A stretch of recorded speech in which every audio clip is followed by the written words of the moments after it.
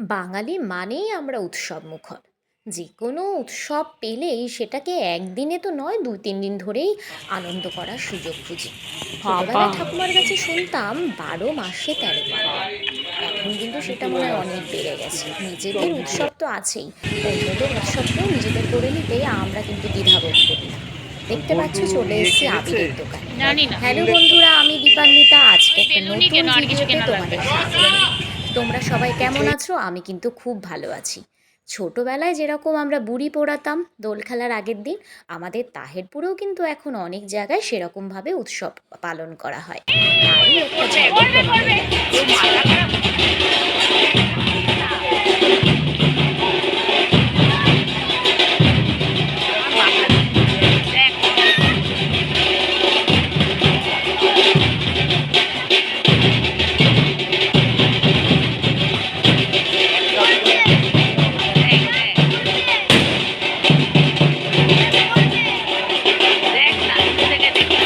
মাঝখানে এগুলো আর আমি দেখতে পেতাম না। আমি যখন বিয়ে হয়ে তাহেরপুরে আসি তখন নিজেরাও এরকম করে বানিয়ে পাড়ার লোকরা মিলে আনন্দ করতাম। এখন পাড়ার যারা একদম ছোট ছোট বাচ্চারা আছে তারাই এটা করে, আর আমরা সবাই মিলে উপভোগ করি। বাড়ির সামনে মাঠ থাকলে অনেক কিছু কিন্তু সুবিধা পাওয়া যায়। দেখো কত লোকের সমাগম ঘটেছে, বেশ সুন্দর লাগছিল। আজ আমাদের বুড়ি পোড়া, কাল আমাদের দোল, মানে সেই ছোটবেলার কথা আর কি মনে পড়ে যাচ্ছিল। তোমরা কি কখনো এভাবে দোলযাত্রা পালন করো, নাকি শুধুই রং খেলো? কমেন্ট বক্সে কিন্তু অবশ্যই কমেন্ট করে জানিও।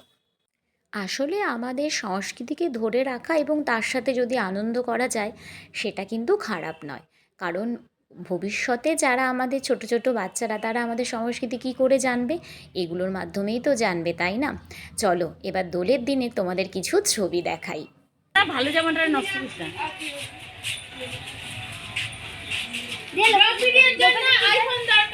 ওদের একটু দে জল, এটাই আমার আইফোন। এই তোরা রঙে কিছু মেশাসনি তো? আমি জানি, আমি যেটুকুনি মাখালাম তার থেকে দ্বিগুণ আমার দিয়ে দেবে। হেভি সুন্দর। তোর তো চিনতেই পারবে না। ভগবান গোটারে কি করলো রে? হ্যাঁ লেট করার জন্য আনালে অপরদিন চলে যেতাম। এই যা এই গাড়ি চলে গেল। এই করার জন্য আমি লেট করছিল। এরা ছবি তুললো না, আগে জামাটা নষ্ট করে দিল। সব হয়ে যাচ্ছে। দেখলে তো, রং খেলা শুরুর আগেই আমাকে কিভাবে ভূত বানিয়ে দিল। এইভাবেই আমাদের মানে রং খেলার সকালটা শুরু হয়। তারপর নিজেরা যখন অনেকটা রং মেখে নিই, তখন আর ভয় করে না, তখন উল্টে সবাইকে যতটা পারা যায় রং মাখানো সেই চেষ্টায় করি। সারাদিনটা এত সুন্দর কেটেছে সে আর বলতে। ভেবেছিলাম মনে হয় রঙের মধ্যে অনেক কিছু মেশানো, কিন্তু পরে দেখলাম না, সাবান দিয়ে উঠে গেল, শ্যাম্পু করার পর অনেকটাই উঠে গেছে। তবে কিছু কিছু আবিরে না রং মেশানো থাকে। আর এই দেখো আমার হাজব্যান্ডের সব বন্ধুরা একসাথে রং খেলছে, মানে যখন যাকে মাখাচ্ছে তখন সবাই মিলে একসাথে মাখাচ্ছে। কোথায় গেল অশ্মি? জল দে না। আমি ছেলে নিয়ে বেরিয়েছি, ছেলে মানে বাড়ি যাবে। এদিকে আয়। বাড়ি যাবে না।